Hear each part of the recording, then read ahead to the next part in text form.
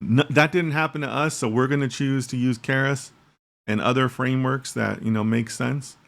But Ayush, the decision is ultimately up to you. But Denelson, thank you so much for showing that it's not your first rodeo. Denelson understood the assignment there. Yassine says that he was referring to GANs. Okay. Yeah. Okay, Yassine, sorry about that. Yeah, I see it now. And Yassine, you're 100% right.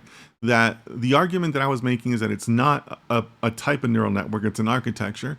And yeah, you're modifying the structure of it all to get to a desired result, right? And really to say a desired generated result, right? But yeah, Yassine, we're on the same page there with the GANs. Okay, cool. Are there any last answers or any last questions on this deck before we move on? Or excuse me, on this slide before we move on? Ayush says, "What an analogy!" Ayush, I do my best to teach you guys serious, right? But at the same time, we can always have a little fun. And like I've always said, for full disclosure, I am one of the moderators on the Keras mailing list, so I am a little biased. I fully recognize my bias, but my parents aren't divorced. I didn't grow up in a broken home. What can I say? I like Keras. Yush says I love it. Well, thank you, Yush. If you love that, then you're gonna fit right in. So just keep on coming back. All right, let's go to the next one. So, we already had Story Vibes mention feed-forward neural networks. And by the way, guys, I assume that most of you are already going to know what's on these slides. But for some reason, I just felt like I needed something where we actually state it, so that we as the group can have a collective understanding of what we're talking about when we're talking about these feed forwards or these RNNs, CNNs, and all that, right? So these are the general definitions or general guidelines that I'd like for you to keep in mind. So feed forward starts from your input layers and makes a pass through your output layers, and that's it, right? It doesn't go back and try to make changes and adjust and take information that it's learned and make adjustments to previous layers and all that. It just goes in one direction, feed forward, right? Pretty easy.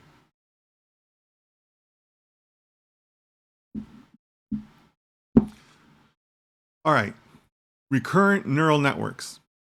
It maintains a memory of previous inputs so that you can create a context for itself.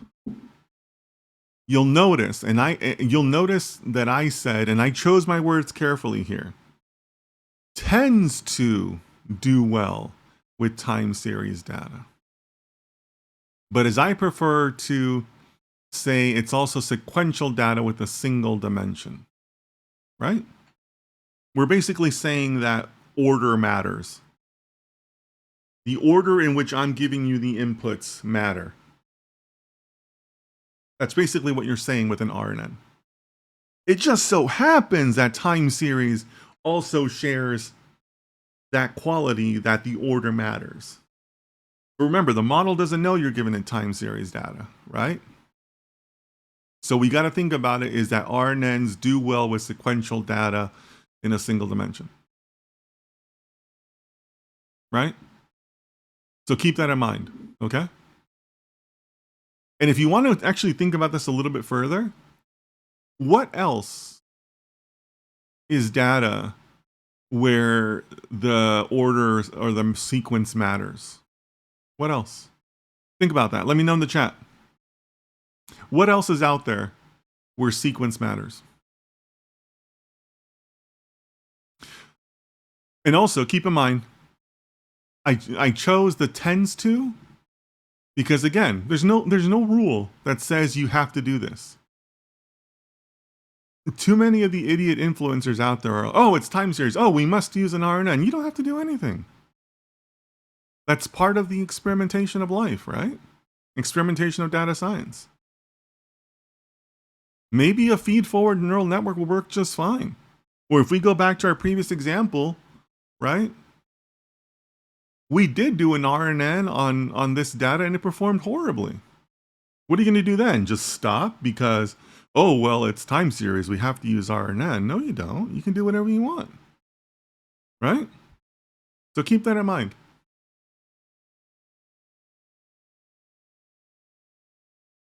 So for my previous question of what else is sequential data with a single dimension, Yassine says NLP. That's right. Text data, right? Text data is sequential. It matters where you put the words, right? You can't just output all the words of a sentence, even though every single word is correct and fits the sentence. The order in which they're in matters, right?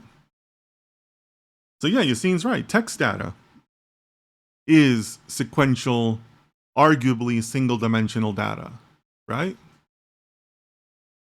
So I'm using that again to reinforce that sample. Don't get stuck on RNNs for a time series. It can be for anything you want it to be. It tends to do well on time series. It's best with single-dimensional data, but you never know, right? Manoj says, agree with Yassine. Yeah, Yassine was right on that, right? And by the way, guys, if you're feeling shy or don't always know the answer, feel free to do just as Manoj did and say, hey, I agree with so and so, or I disagree with so and so. That's okay. You don't have to give a long answer everything.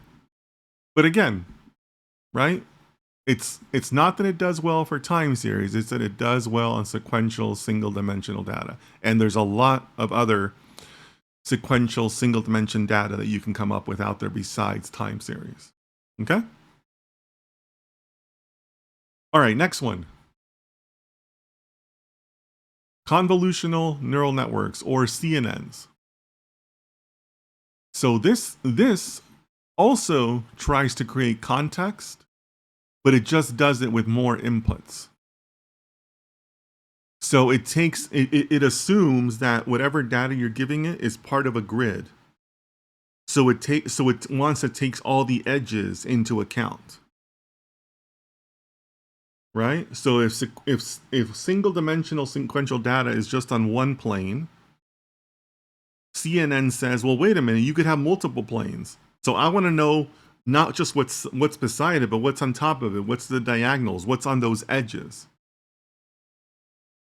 And it just so happens that that's also convenient for pixels, right? Pixels have edges. You can't just have a jumble of pixels. It matters that this pixel is above this one, below this one, to the left of this one, diagonal of that one. It's this color, whereas the one next to it is another, right? Like, it matters.